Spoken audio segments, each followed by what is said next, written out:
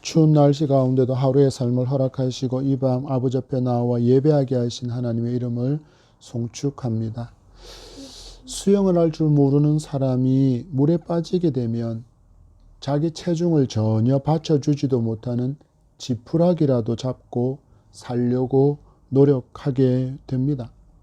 마찬가지로 우리가 삶을 살아가다 보면 우리 인생에 있어서 이런 지푸라기라도 같은 그런 도움이라도 있다면 나의 이 꽉 막혀 있는 숨통이 트일 것 같다는 절박함을 마주할 때가 분명히 있습니다.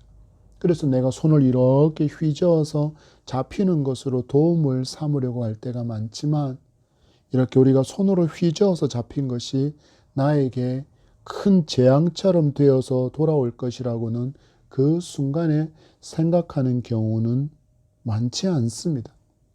흔히 우리가 드라마에서 보면 사업을 하는 사람이 재정적으로 너무 긴박한 상황에 몰리면 불법 대부업체를 찾아갔다가 상상하지도 못할 수준의 그런 이자로 인해서 불어난 엄청난 금액을 갚아야 하는 경우가 있음을 우리가 드라마를 통해서도 보지 않습니까? 왜 그럴까요?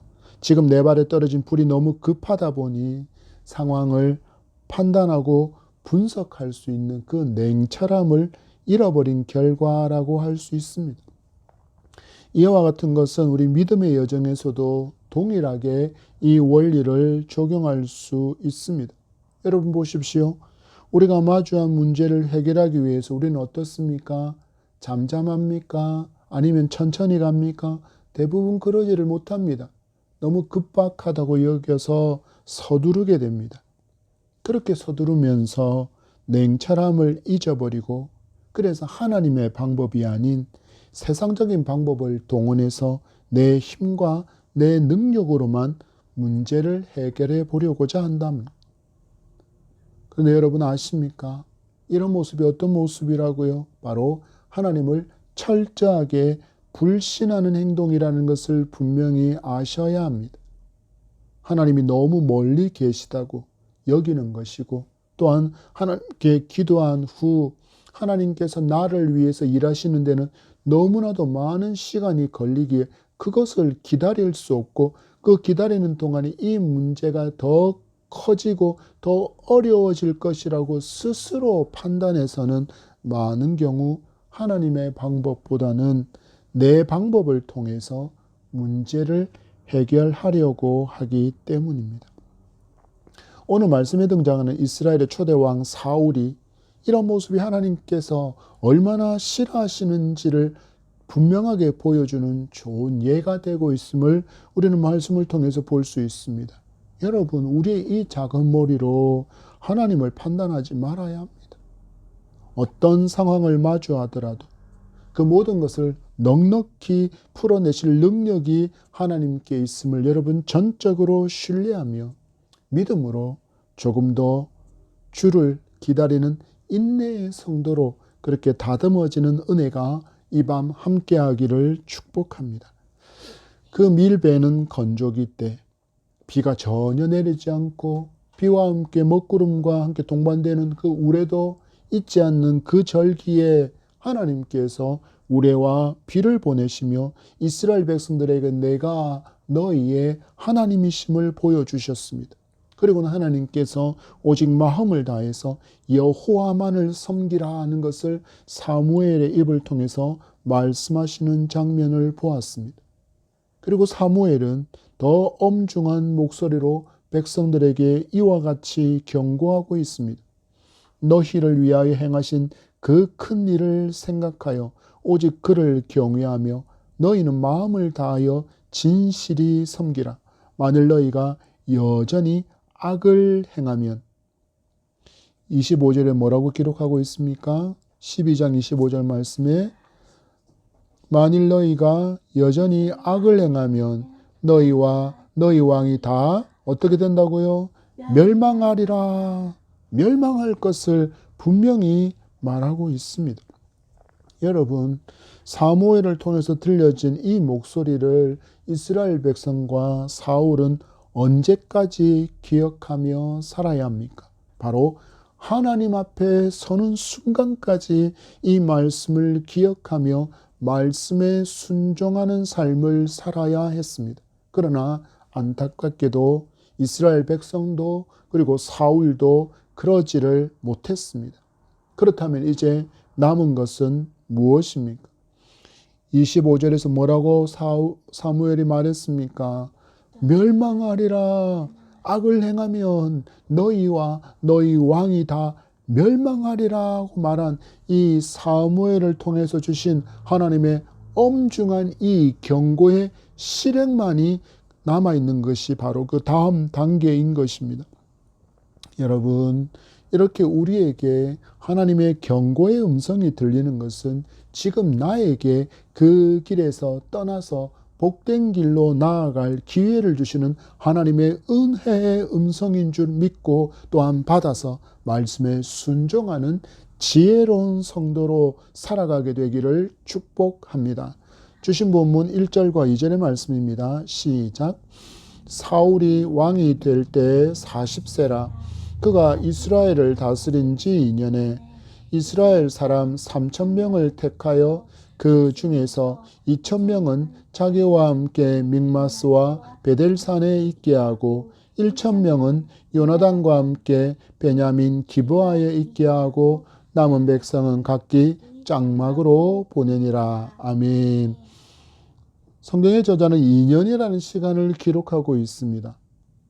사울이 왕으로 등극하고 난 후 2년 동안은 특별히 일들이 일어나지 않았다라는 것을 이 2년이라는 시간이 우리에게 알려주고 있습니다. 그리고 이 2년의 시간이 지난 후에 국방 강화를 위한 목적이었는지 또 어떤 목적이었는지 우리가 분명히는 알 수 없으나 사울은 이스라엘 백성 중에서 3,000명을 택했다라고 기록합니다.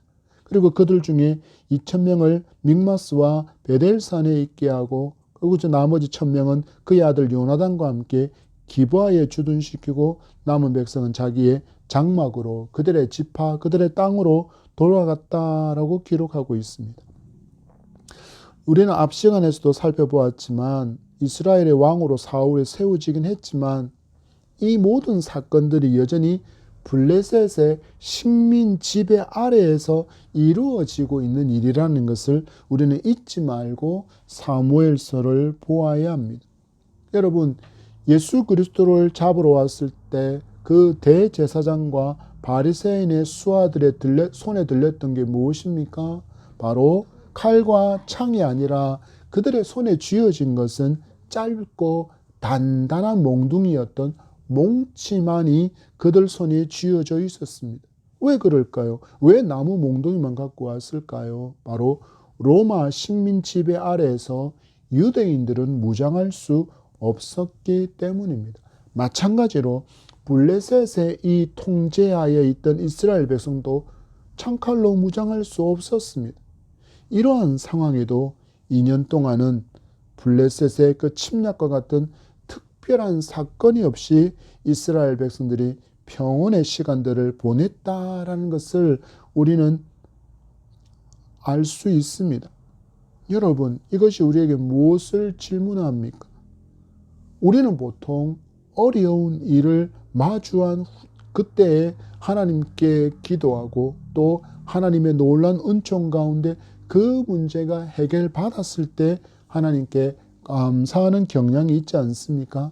그런데 우리의 삶에 아무런 문제가 일어나지 않음에 대해서 이 모든 것들이 하나님의 보호하심의 결과라는 사실들을 보통은 인정하지 않고 그것에 대해서 감사하지 못하는 경우가 너무 많은데 여러분, 우리는 언제라도 어느 때라도 내가 살아가는 것, 그 모든 날들이 하나님께 감사할 수밖에 없는 충분한 이유가 있음을 알고 감사가 넘치는 여러분이 되기를 소망합니다. 지난 한 해의 삶을 돌아보십시오. 2024년의 이 1년의 여정 동안 여러분의 삶 가운데 참 다사다난한 많은 일들도 있었을 것이나 그리고 또 무탈하게 평온의 시간들을 보내신 분들도 분명히 계실 것입니다.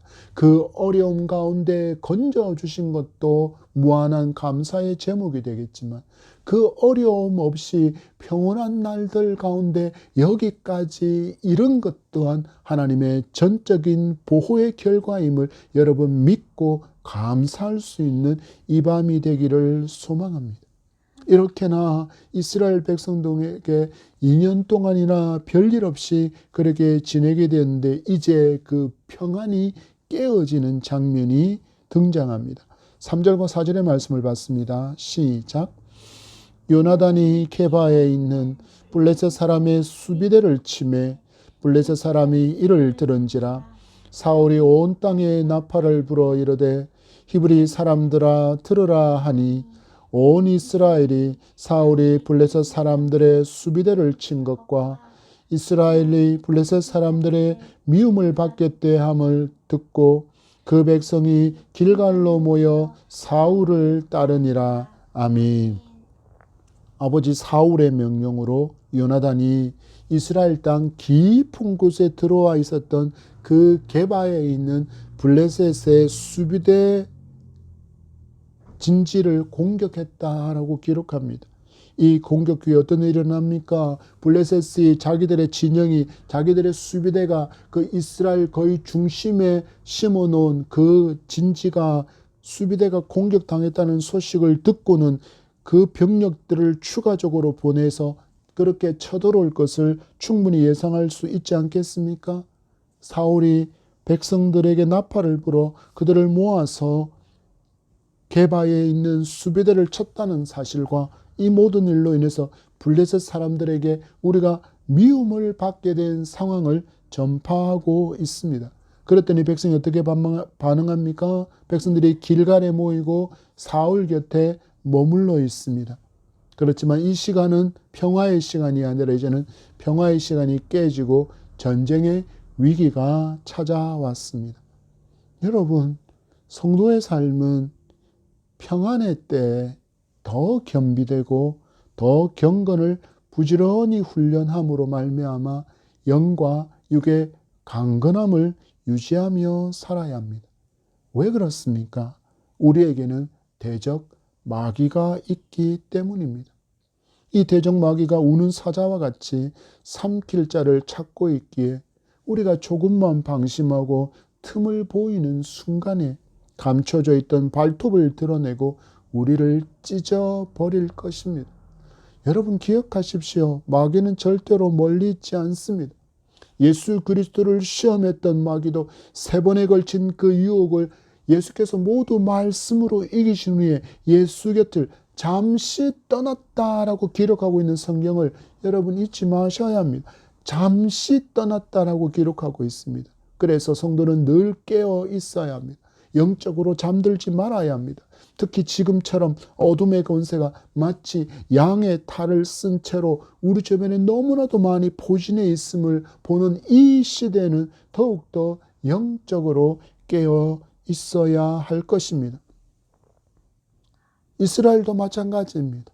그 2년이라는 시간 동안 하나님께서 주신 그 2년의 평화의 시간 동안 그들은 깨어 있어야 했는데 사울도 이스라엘 백성도 2년간 이어진 이 평화의 안주에 살면서 사무엘을 통해 주신 하나님의 명령을 까맣게 잊어버리고 말았습니다. 건조기 때 우레와 비를 내리시는 전능의 그 하나님도 까맣게 잊어버리고 또 이와 같은 이적과 함께 여호와를 경외하는 마음을 그리고 진실함으로 하나님을 섬기라는 그 명령 또한 그들에게서는 온데 간데 다 없어져 버렸습니다. 여러분, 이 말씀들이 우리에게 교훈하는 바는 단순합니다. 성도는 신앙의 성장을 위해서 하늘나라에 이를 때까지 훈련하고 또 훈련해야 합니다. 바울은 이것을 이렇게 권면하고 있습니다. 고린도전서 10장 12절 말씀에 그런즉 선줄로 생각하는 자는 넘어질까 조심하라. 무슨 말씀입니까? 자기를 과대평가하지 말라라는 것입니다. 야, 내 신앙 이 정도면 괜찮아. 이만큼만 하면 내 신앙생활 잘하고 있는 거야. 나 괜찮은 믿음을 가진 거라고 그렇게 과신하지 말라라는 것입니다. 언제라도 더 큰 시련과 더 큰 시험을 그렇게 방심하고 있다가 마주하게 되면 넘어질 수밖에 없기에 바울은 뭐라고 권면합니까? 조심하라 라고 그렇게 권면하고 있는 것입니다. 하나님께서 이스라엘 백성들에게 큰 일을 보여주시고 마음을 다해서 하나님만을 섬기라는 말씀을 그 잃어버린 그 영적인 연약함에 빠진 이스라엘과 사울에게 병력을 증원해서 침략한 이 블레셋의 군대의 규모는 그들에게 두려움과 떨림을 주기에 충분했습니다. 그들의 면면을 보십시오. 5절의 말씀입니다. 시작.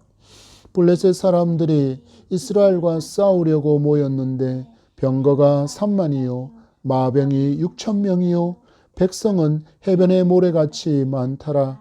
그들이 올라와 베다웬 동쪽 믹마스에 진침해. 아멘. 여러분, 블레셋 군대의 규모를 보십시오. 병거가 3만이라고 이야기합니다. 마병이 6,000명이라고 이야기합니다. 그 외에도 일반 보병이 해변의 모래같이 많이 몰려와서 베다웬 동쪽 믹마스에 진치고 있다라고 기록합니다. 여러분, 이에 반해서 사울이 대비한다고 대비하며 택한 사람이 모두 몇 명이었습니까? 고작 3,000명에 불과합니다. 그것도 제대로 무장이 된 사람들이 아닙니다. 군대 훈련을 받은 사람들도 아닙니다. 그런데 쳐들어온 블레셋은 지금으로 표현하자면 탱크와도 같은 그 병거가 무려 3만이고 말을 탄 군인이 6,000명이고 나머지 군인들은 셀 수도 없어서 성경은 해변의 모래 같았다라고 말합니다.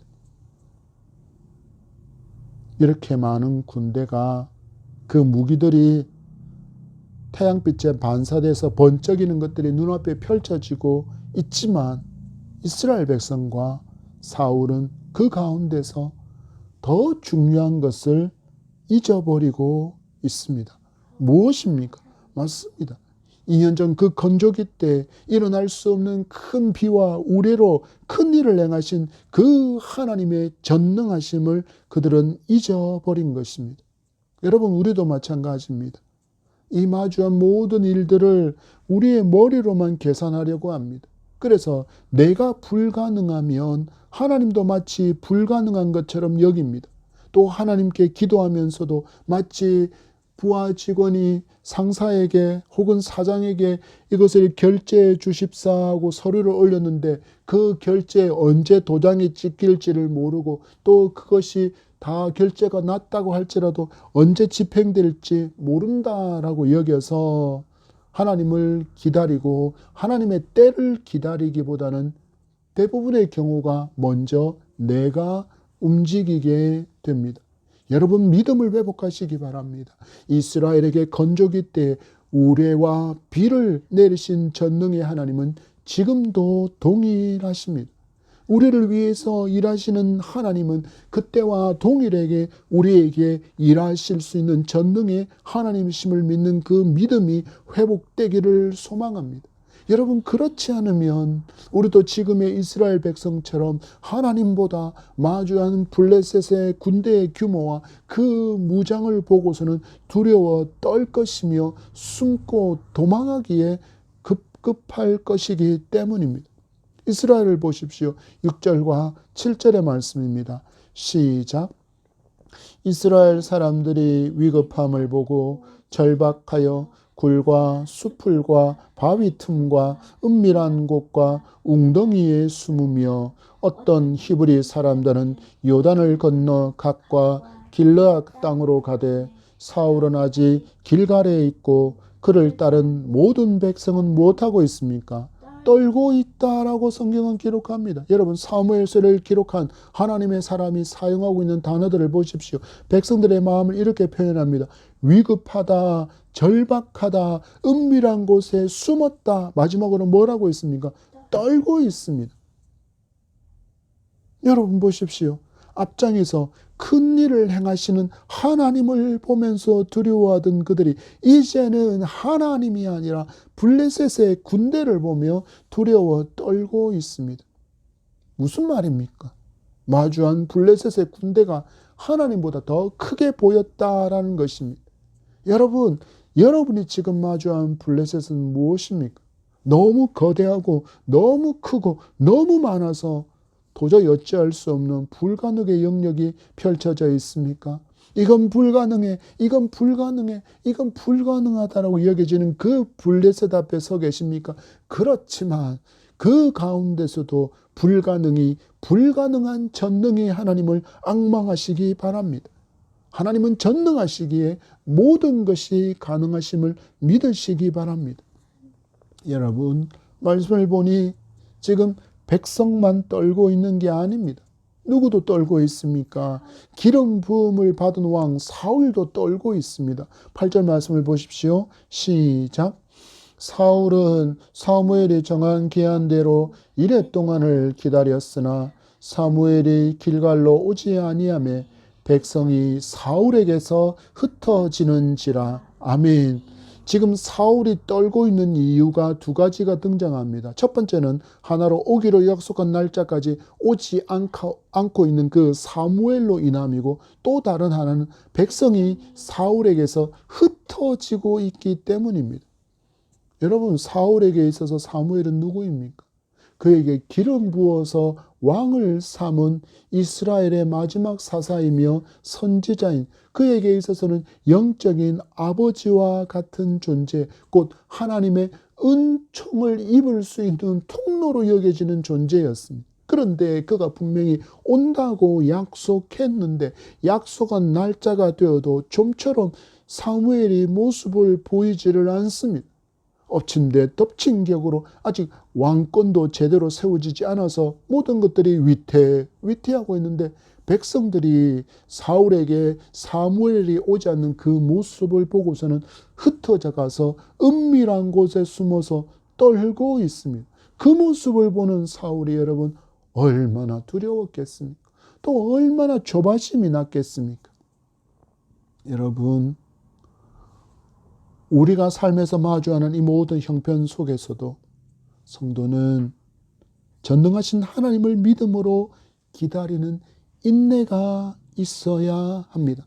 왜 그렇습니까? 바로 하나님의 시간과 우리의 시간이 다를 수 있기 때문입니다. 성경에서 마주하는 하나님의 시간은 성경에 등장하는 인물들이 기대하던 시간과 많은 차이가 났습니다. 여러분, 아브라함을 주목해 보십시오. 아브라함은 자녀를 주시겠다는 약속이 그나마 자기도 아내인 사라도 한 살이라도 더 젊음이 있을 때 이루어지기를 기대했지만 아들 이삭을 하나님께서 언제 주셨습니까? 더 이상 임신이 불가능한 상태가 된 그 시간이 흐른 다음에야 이 약속이 이루어졌는데 무려 25년의 시간이 걸렸습니다. 왜 25년이라는 시간이 걸렸습니까? 바로 이때가 하나님의 때였기 때문입니다. 하나님께서 정하신 가장 안성맞춤의 때가 바로 25년의 시간이 지난 후였기에 그때야 하나님께서 아브라함에게 이삭을 주신 것입니다. 요셉을 통해 야곱의 가족을 구원하신 하나님은 아브라함에게 미리 약속하셨던 그 기업을, 땅을 주시기 위해서 무려 430년을 애굽에서 당신의 백성이 살게 하셨습니다. 그리고는 하나님의 선한 역사를 이룰 모세의 출생이 있은 후에야 그 아브라함과의 약속을 성취하십니다. 여러분, 이 모든 시간에 이 모든 일들이 성취된 이유는 하나입니다. 바로 이 시간이 하나님의 시간이기 때문입니다. 여러분, 이들에 비해 보십시오. 지금 사울이 며칠을 기다렸습니까? 7일을 기다렸습니다. 지금 사울이 사무엘을 기다린 이 7일이라는 기다림의 시간은 이들이 마주했던 그 기다림의 시간과는 아예 비교도 되지 않습니다. 그 시간적인 길이로 따지면 비교가 안 됩니다. 물론 상황적으로 보면 더 급박한 상황처럼 보일 수 있습니다. 그러나 이런 상황 속에서도 사울에게 요구되어진 것은 그날에 큰 일을 행하셨던 그 하나님을 신뢰하고 하나님의 사람을 신뢰하여 인내로 기다리는 것이었습니다. 그러나 사울은 그러지 못했습니다. 여러분, 우리가 믿음의 길을 가면서도 성경에서 만나는 하나님의 사람들처럼 이렇게 하나님의 역사를 좀처럼 경험하지 못하는 이유가 어떤 이유 때문일까요? 바로 이런 이유 때문입니다. 하나님을 기다리지 못해서 내가 앞장서서 내 힘과 능력과 세상의 것들로 문제를 먼저 해결하려고 달려들기 때문입니다. 말씀에 살아있음과 하나님의 살아계셔서 그분이 인격적인 하나님이시고 그 인격적인 하나님과의 만남을 경험하고 싶다면 우리는 하나님을 신뢰하고 하나님의 약속의 말씀을 신뢰하고 그리고 잠잠히 잘 기다릴 줄 아는 인내가 있는 성도가 되어야 합니다. 아직 분명히 사무엘이 사울에게 약속한 그 7째 날이 모두 지나지 않았습니다. 그러나 사울의 이 조급함이 저급한 결과를 선택하고 말게 됩니다. 9절의 말씀을 보십시오. 시작. 사울이 이르되 번제와 화목제물을 이리로 가져오라 하여 번제를 드렸더니 아멘. 여러분 보십시오. 하나님의 선지자만이 드릴 수 있는 하나님의 제사장만이 드릴 수 있는 제사를 자기가 주도해서 진행해 버립니다. 그런데 이 조급함은 너무나도 저급한 결과를 선택하는 길이었다라는 것이 곧장 잠시 뒤에 드러납니다. 10절 말씀을 보십시오. 시작. 번제 드리기를 마치자 사무엘이 온지라 사울이 나가 맞으며 무난하매 아멘. 아직 분명히 약속한 그 7째 날짜가 지나기도 전에 분명히 사무엘은 약속한 그대로 사울이 있는 길갈에 왔습니다. 그것도 사울이 감히 하나님께서 금하신 자기에게 허락하지 않은 그 제사를 자기가 직접 번제 드리고 얼마 지나지 않은 시간에 도착했습니다. 길게 보아도 단 몇 시간의 그 기다리지 못하는 조급함으로 인해서 사울은 돌이킬 수 없는 저급한 열매를 거두게 된 것입니다. 여러분 말씀 앞에 도전받으시기 바랍니다. 나의 생각을 하나님 앞에 앞세우지 마시기 바랍니다. 하나님의 약속을 앞세우는 여러분이기를 소망합니다. 그러면 약속하신 대로 하나님께서 약속을 이루시는 놀라운 큰 일을 우리도 끊임없이 경험하며 살아가는 산신앙의 성도로 살아갈 수 있음을 믿으시기 바랍니다. 여러분 모든 성경이 하나님의 약속으로 가득 차 있기에 우리가 그 약속을 신뢰하고 살아간다면 약속은 반드시 성취되게 됩니다. 왜냐하면 하나님은 신실하신 하나님이시기에 결코 말씀하신 그 언약을 성취하셔야만 합니다. 하나님의 성품이 이러하시기에 당신은 반드시 약속하신 그것을 행하셔야 합니다. 그래서 그분은 이 땅에 독생자 예수 그리스도를 보내시고 죽게 하심으로 대속의 제물을 삼아서 저와 여러분을 구원하신 것 또한 무엇입니까? 하나님께서 약속하신 그대로 성취한 것임을 여러분 믿기 바랍니다. 이 하나님을 사울은 신뢰하지 못했습니다. 그리고 하나님의 사람을 신뢰하지 못했습니다. 11절과 12절의 말씀을 봤습니다. 시작. 사무엘이 이르되 왕이 행하신 것이 무엇이냐 하니 사울이 이르되 백성은 내게서 흩어지고 당신은 정한 날 안에 오지 아니하고 블레셋 사람은 믹마스에 모였음을 내가 보았으므로 이에 내가 이르기를 블레셋 사람들이 나를 치러 길갈로 내려오겠거늘 내가 여호와께 은혜를 간구하지 못하였다 하고 부득이하여 번제를 드렸나이다 하니라. 아멘. 여러분 보십시오. 사무엘의 질문, 왕이 행하신 것이 무엇입니까? 라는 질문에 어떤 주어가 많이 나오고 있습니까? 나. 이것이 바로 불신앙의 한 단면이기도 합니다. 왕이여, 지금 무슨 일을 하신 것입니까? 라는 사무엘의 질문에 사울의 변명이 이렇게 이어집니다.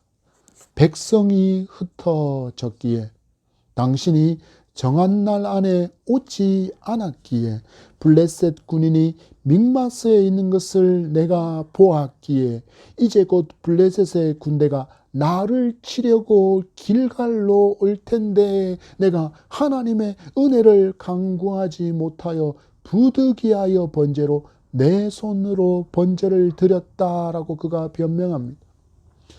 여러분, 이 모습이 어떤 모습인지 아십니까? 우리가 하나님의 은혜를 구한다고 하면서 하나님의 방법이 아닌 내 방법으로 일할 때의 모습이 바로 이러함을 알고 여러분, 우리 이러한 삶에 대해서 회개해야 합니다.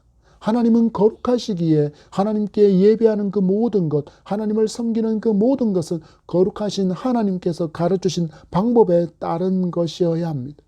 여러분, 사울을 보십시오. 사울의 입에 등장하는 단어가 굉장히 그럴싸해 보입니다. 은혜를 구한다. 그래서 예배를 드렸다. 번제를 드렸다.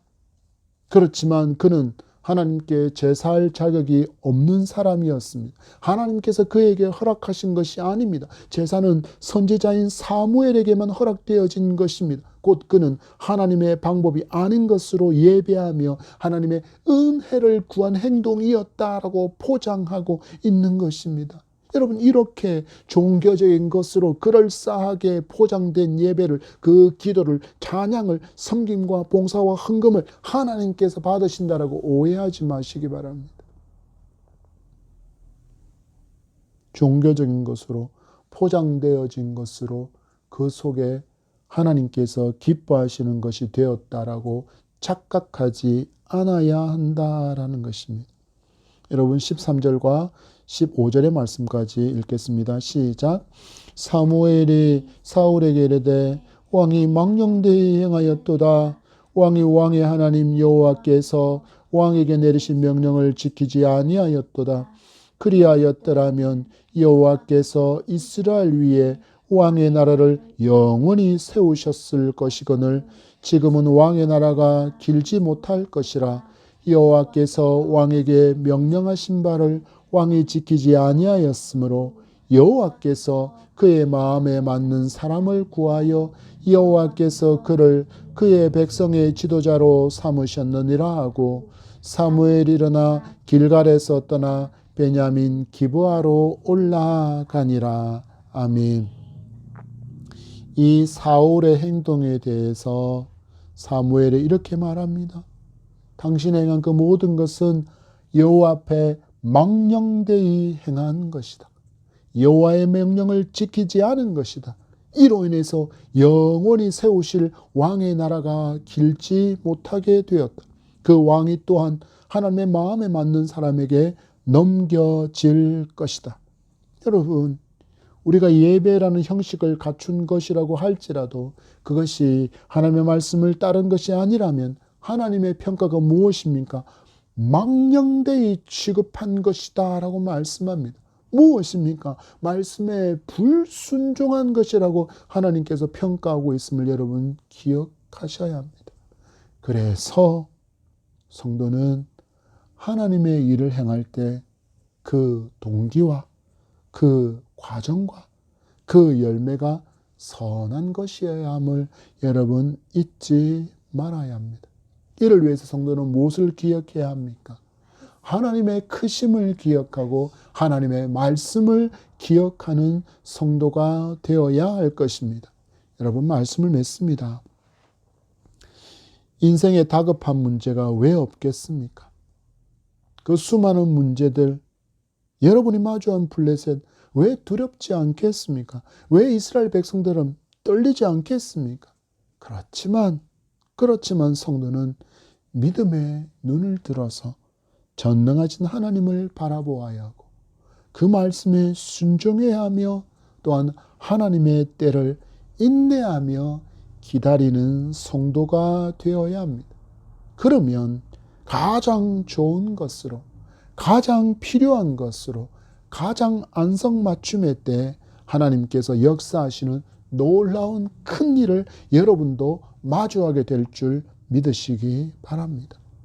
다가올 2025년을 여러분은 이런 믿음으로 살아보리라 결단하고 말씀과 기도로 또한 경건을 훈련하며 매일의 삶에서 하나님의 놀라운 역사를 경험하며 살아가는 산 믿음의 소유자가 되는 저와 여러분이기를 축복합니다.